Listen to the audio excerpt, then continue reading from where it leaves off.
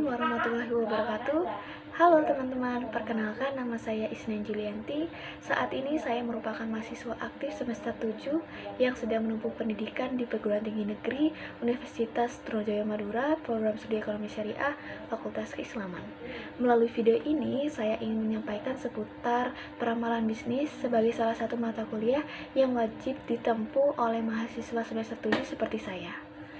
Video ini juga sekaligus untuk memenuhi atau melengkapi tugas pertemuan pertama di kelas peramalan bisnis yang diampu oleh Bapak Ahmad Budi Susetio. Kalau kita cermati dari peramalan bisnis, pasti dari beberapa teman sekalian memiliki banyak asumsi di benak masing-masing terkait maknanya. Sebagaimana kita tahu, peramalan berarti kita meramal atau menerawang suatu bisnis kita ke depannya supaya memperoleh banyak keuntungan yang tentunya stabil. Tapi perlu digarisbawahi ya teman-teman bahwa peramalan ini bukan berarti kita meramal sebagaimana yang dilakukan oleh dukun-dukun. Oke, tanpa berlama-lama lagi, mari kita bahas apa itu mata kuliah peramalan bisnis. Peramalan bisnis adalah proses memprediksi kinerja atau hasil bisnis di masa depan berdasarkan analisis data historis, tren pasar, dan berbagai faktor yang relevan. Tujuan dari peramalan bisnis adalah untuk membantu perusahaan dalam membuat keputusan strategis yang lebih baik, seperti perencanaan keuangan, pengelolaan persediaan, pengalokasian sumber daya, dan pengembangan produk atau layanan. Peramalan ini dapat melibatkan berbagai metode mulai dari analisis statistik hingga model prediktif yang kompleks. Dari definisi tadi, artinya mata kuliah peramalan bisnis memiliki korelasi terhadap mahasiswa, terutama program studi ekonomi syariah, dan menjadi peluang ilmu yang tepat sehingga mahasiswa nantinya akan lebih siap untuk menghadapi tantangan dalam dunia bisnis yang dinamis dan penuh ketidakpastian. Adapun beberapa metode yang biasa kita gunakan dalam peramalan bisnis, berikut pembahasannya. Linear Programming. Pemrograman linear adalah metode matematis yang digunakan untuk menentukan solusi optimal dari suatu masalah yang melibatkan sejumlah keterbatasan atau constraint dan tujuan atau objektif. Tujuan ini biasanya berupa memaksimalkan atau meminimalkan suatu fungsi tujuan atau objektif function yang linear. Dalam linear programming sendiri terdapat dua metode, yakni metode grafis dan metode simplex. Metode grafis dalam linear programming adalah teknik yang digunakan untuk menyelesaikan masalah pemrograman linear yang melibatkan dua variabel keputusan. Metode ini melibatkan pembuatan grafik dari sistem ketidaksetaraan untuk menemukan solusi optimal yang terletak pada salah satu titik sudut dari daerah visible atau wilayah yang memenuhi semua batasan. Dalam linear programming dalam metode grafis ini biasanya terdiri dari komponen-komponen berikut. Yang pertama yakni fungsi tujuan, fungsi linear yang perlu dioptimalkan. Yang kedua yakni batasan, serangkaian ketidaksetaraan linear yang membatasi nilai-nilai yang mungkin dari variabel keputusan. Yang ketiga yakni daerah visible, wilayah pada grafik yang mewakili semua kemungkinan solusi yang memenuhi semua batasan. Yang keempat yakni titik sudut atau corner points, titik-titik pada perpotongan garis batasan di daerah visible di mana solusi optimal sering ditemukan. Nah, selanjutnya yakni metode simplex. Metode simplex adalah teknik algoritma yang digunakan untuk menyelesaikan masalah pemrograman linear dengan lebih efisien, terutama ketika sejumlah variabel keputusan dan batasan meningkat. Model pemrograman linear yang akan diselesaikan dengan metode simplex biasanya terdiri dari fungsi tujuan yang akan dimaksimalkan atau diminimalkan. Yang kedua yakni batasan, ketidaksetaraan linear yang membatasi nilai-nilai variabel keputusan. Yang ketiga, variabel keputusan, variabel yang perlu dioptimalkan dalam fungsi tujuan dan biasanya harus memenuhi syarat non-negatif. Yang keempat yakni variabel slack dan surplus untuk mengubah ketidaksetaraan batasan menjadi persamaan. Variabel slack yakni untuk batasan yang kurang dari atau surplus untuk batasan lebih dari ditambahkan. Model transportasi adalah sebuah metode dalam pemrograman linear yang digunakan untuk menentukan cara terbaik dalam mengalokasikan sumber daya dari beberapa titik asal ke beberapa titik tujuan dengan biaya atau waktu transportasi yang minimum. Model ini bertujuan untuk mengoptimalkan distribusi barang atau sumber daya dalam sistem jaringan transportasi.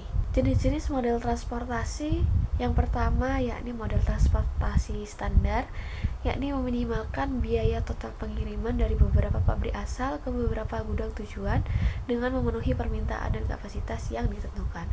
Yang kedua yakni model transportasi dinamis, yakni menangani perubahan biaya atau permintaan dari waktu ke waktu.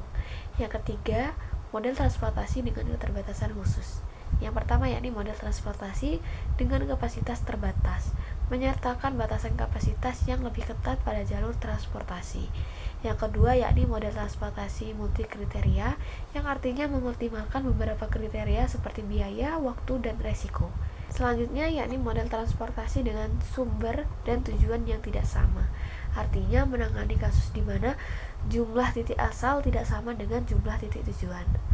Penerapan metode transportasi dalam menyelesaikan permasalahan biasanya sering digunakan dalam pertama yakni distribusi barang, menentukan cara paling efisien untuk mengirim barang dari pabrik ke gudang dengan biaya terendah, misalnya dalam rantai pasokan dan logistik.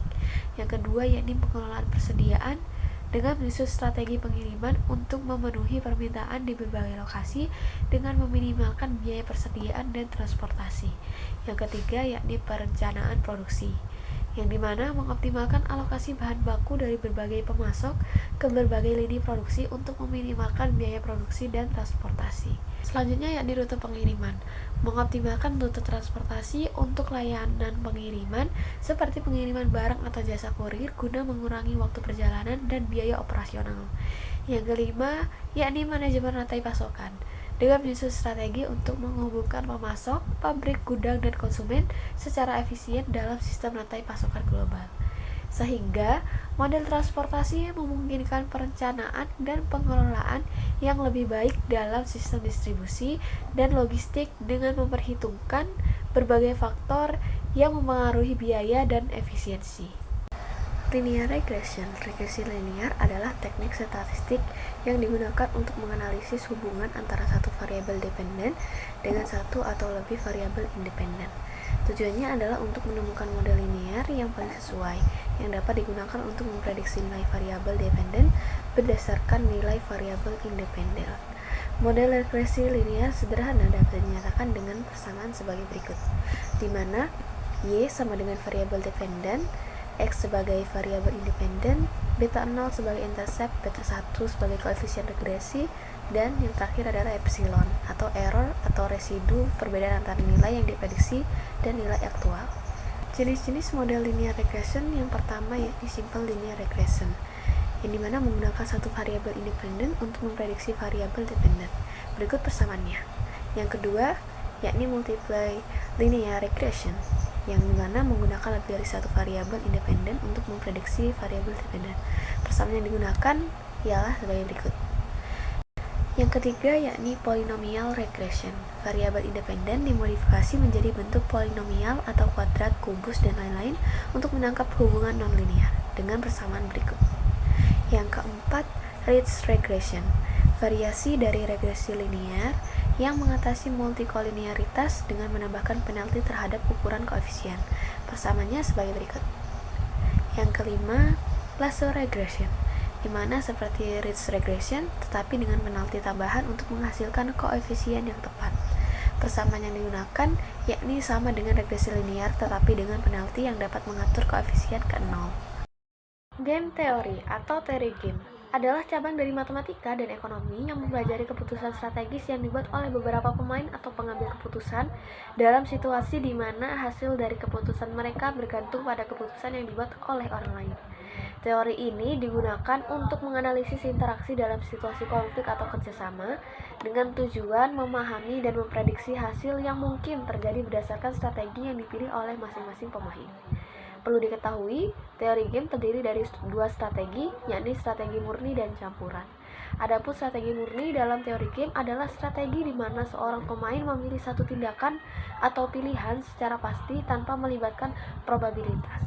Model strategi murni menilai situasi di mana pemain secara konsisten memilih strategi yang sama di setiap permainan atau interaksi. Sebagai contoh, dalam permainan Prisoner's Dilemma, strategi murni mungkin adalah memilih untuk mengkhianati atau tidak mengkhianati dengan hasil yang dianalisis berdasarkan keputusan masing-masing tahanan. Untuk selanjutnya yakni teknik teori game model strategi campuran, adalah strategi di mana seorang pemain memilih antara beberapa strategi yang berbeda berdasarkan probabilitas tertentu. Dengan strategi campuran, pemain tidak memilih satu strategi secara pasti, tetapi mengalokasikan kemungkinan untuk berbagai strategi. Contohnya, dalam permainan Matching Pennies, di mana dua pemain memilih antara kepala atau ekor dan mendapatkan payoff berdasarkan kesesuaian pilihan. Strategi campuran seringkali digunakan untuk mencapai equilibrium nas, di mana setiap pemain secara acak memilih antara kepala dan ekor dengan probabilitas tertentu. Jadi, teori game menyediakan alat analisis untuk situasi di mana keputusan dibuat secara strategis dalam interaksi antara beberapa pemain. Mode strategi murni ini digunakan ketika pemain memilih satu strategi secara pasti, sedangkan mode strategi campuran digunakan situasi di mana pemain memilih strategi berdasarkan probabilitas. Teknik ini membantu dalam memahami dan memprediksi hasil dari keputusan yang saling bergantung dalam konteks kompetisi dan kerjasama. Location theory dalam forecasting adalah proses memprediksi lokasi terbaik untuk suatu kegiatan fasilitas atau sumber daya berdasarkan analisis data historis dan variabel relevan. Tujuannya adalah untuk mengidentifikasi lokasi yang optimal dalam memaksimalkan keuntungan, efisiensi, atau layanan. Forecasting location biasanya melibatkan analisis berbagai faktor seperti permintaan pasar, biaya, aksesibilitas, dan tren lokasi. Adapun metode di dalam forecasting location diantaranya yakni yang pertama, metode volume biaya, yang biasa disebut cost volume profit analysis atau CVP, adalah teknik analisis yang digunakan untuk memahami hubungan antara biaya, volume penjualan, dan keuntungan. Metode ini membantu dalam perencanaan dan pengambilan keputusan dengan memperkirakan bagaimana perubahan dalam volume produksi atau penjualan akan mempengaruhi biaya, laba, dan titik impas. Yang kedua yakni metode grid adalah teknik yang digunakan untuk menganalisis dan memvisualisasikan data spasial atau lokasi. Metode ini membagi area analisis menjadi grid atau kisi-kisi sehingga memudahkan dalam menentukan pola distribusi dan keputusan lokasi. Sebagai contoh aplikasinya yakni menentukan lokasi terbaik untuk membuka cabang baru berdasarkan analisis grid terhadap kepadatan pelanggan dan biaya sewa. Yang ketiga yakni metode transportasi. Sama seperti yang saya bahas sebelumnya, metode transportasi ini digunakan untuk mengoptimalkan distribusi barang dari beberapa titik asal ke beberapa titik tujuan, dengan tujuan meminimalkan total biaya transportasi atau memaksimalkan efisiensi distribusi. Sebagai contoh aplikasinya yakni menyusun jadwal pengiriman untuk memastikan produk dikirim dengan biaya terendah dari pabrik ke pusat distribusi dan akhirnya ke pelanggan. Metode Hungaria adalah algoritma yang digunakan untuk menyelesaikan masalah penugasan atau assignment problem dalam matematika dan riset operasi. Masalah penugasan adalah tipe masalah optimasi di mana sekelompok pekerja harus diberi tugas sedemikian rupa sehingga total biaya penugasan adalah minimum atau total keuntungan adalah maksimum. Misalnya, jika ada sejumlah pekerja dan sejumlah tugas, dan masing-masing pekerja memiliki biaya tertentu untuk menyelesaikan setiap tugas, metode Hungaria akan mencari cara terbaik untuk menugaskan pekerja ke tugas-tugas tersebut, sehingga total biaya penugasan adalah yang paling kecil. Adapun pengaplikasian teknik ini biasanya untuk yang pertama mengalokasikan pekerja ke proyek dengan biaya berbeda-beda untuk meminimalkan total biaya tenaga kerja. Yang kedua yakni menentukan jadwal produksi untuk meminimalkan biaya total berdasarkan biaya setup dan operasi. Queen Theory Forecasting adalah penggunaan teori antrian untuk memprediksi dan menganalisis perilaku sistem antrian. Teori antrian ini adalah cabang matematika yang mempelajari antrian atau sistem pelayanan di mana entitas misalnya pelanggan atau barang menunggu dalam antrian untuk mendapatkan layanan. Forecasting dalam konteks ini berarti memprediksi bagaimana sistem antrian ini akan berfungsi di masa depan berdasarkan data historis dan variabel yang terlibat. Adapun tujuan analisis ini yakni yang pertama menentukan waktu tunggu rata-rata, yang kedua menghitung panjang antrian rata-rata, yang ketiga memperkirakan kebutuhan kapasitas layanan, dan yang keempat adalah menganalisis dampak perubahan dalam sistem antrian terhadap kinerja sistem. Model dasar dalam queuing theory ini yang sering digunakan untuk memodelkan sistem antrian dan membuat prediksi meliputi yang pertama yakni model MM1 adalah model antrian dengan satu server di mana kedatangan pelanggan mengikuti distribusi Poisson dan waktu layanan mengikuti distribusi eksponensial. Yang kedua yakni model MMC. Model ini diperluas untuk si server. Kedatangan mengikuti distribusi Poisson dan waktu layanan mengikuti distribusi eksponensial. Yang ketiga yakni model MG1. Model antrian dengan satu server di mana kedatangan pelanggan mengikuti distribusi Poisson dan waktu layanan mengikuti distribusi umum G. Yang keempat yakni model GG1. Model ini lebih umum dengan kedatangan dan waktu layanan mengikuti distribusi umum. Sebagai contoh, penerapan model queuing theory forecasting dalam kasus nyata biasanya dalam manajemen layanan pelanggan. Sebagai contoh yakni bank dan call center sering menggunakan model antrian untuk memperkirakan waktu tunggu pelanggan dan kebutuhan staf.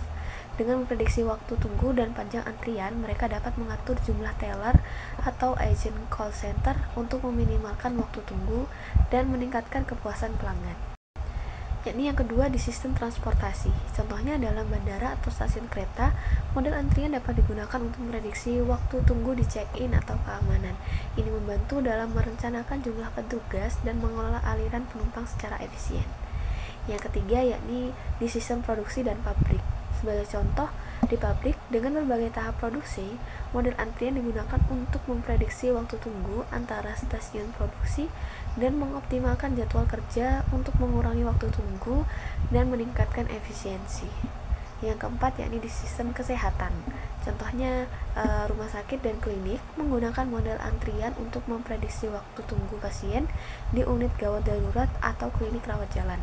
Ini membantu dalam merencanakan jumlah tenaga medis dan fasilitas yang diperlukan. Yang terakhir yakni di sistem IT dan server.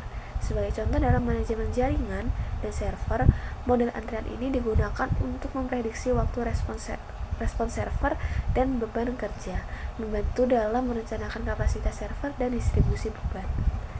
Penerapan model antrian dalam forecasting membantu organisasi dalam merencanakan kapasitas, mengelola sumber daya, dan meningkatkan efisiensi dengan mengurangi waktu tunggu dan mengoptimalkan layanan. Work Analysis Forecasting adalah metode untuk memprediksi waktu, biaya, dan sumber daya yang diperlukan dalam proyek atau sistem yang kompleks dengan menggunakan model jaringan. Metode ini sering diterapkan dalam manajemen proyek dan perencanaan untuk mengoptimalkan alokasi sumber daya dan waktu. Konsep utamanya adalah merencanakan dan menganalisis berbagai aktivitas dan aliran kerja dalam sebuah proyek dengan memperhitungkan ketergantungan antar aktivitas. Di dalam network analysis forecasting, ada beberapa teknik, yakni yang pertama, teknik EFT atau Earliest Finish Time adalah teknik dalam network analysis yang digunakan untuk menentukan waktu penyelesaian terawal dari suatu aktivitas dalam proyek, mengingat ketergantungan dan waktu pelaksanaan aktivitas sebelumnya. Yang kedua, yakni teknik LFT atau Last Finish Time adalah teknik yang digunakan untuk menentukan waktu penyelesaian terakhir yang diperbolehkan untuk suatu aktivitas tanpa menunda penyelesaian proyek. Teknik ini membantu dalam menentukan waktu penyelesaian yang dapat ditoleransi agar proyek tetap berada dalam jadwal yang diinginkan. Jadi dapat disimpulkan bahwa EFT membantu menentukan kapan sebuah aktivitas dapat mulai dan selesai seawal mungkin, sedangkan yang LFT membantu menentukan kapan sebuah aktivitas harus selesai agar proyek tidak tertunda. Exponential smoothing dalam forecasting adalah metode peramalan yang digunakan untuk memprediksi nilai masa depan berdasarkan data historis. Metode ini memberikan bobot lebih pada data terbaru dibandingkan dengan data yang lebih lama, sehingga memberikan respon yang cepat terhadap perubahan dalam tren data. Metode ini sederhana tetapi efektif dalam banyak situasi. Beberapa model exponential smoothing yang umum digunakan yakni meliputi simple exponential smoothing untuk data tanpa tren atau musiman, Holt's linear trend model digunakan untuk data dengan tren linear, Holt winter seasonal model digunakan untuk data dengan tren dan musiman. Contoh penggunaannya yakni untuk simple exponential smoothing menyediakan ramalan permintaan produk yang stabil tanpa tren atau musiman. Yang Holt's model digunakan untuk meramalkan penjualan yang menunjukkan tren naik atau turun secara konsisten. Holt's winter model memperkirakan permintaan produk yang memiliki pola musiman yang jelas seperti penjualan es krim selama musim panas. Metode exponential smoothing berguna karena kemampuannya untuk menanggapi perubahan data dengan cepat dan kesederhanaannya dalam implementasi dan interpretasi. Dan itu dia pembahasan seputar peramalan bisnis. Semoga video ini dapat membantu ya. Terima kasih telah menonton. Wassalamualaikum warahmatullahi wabarakatuh.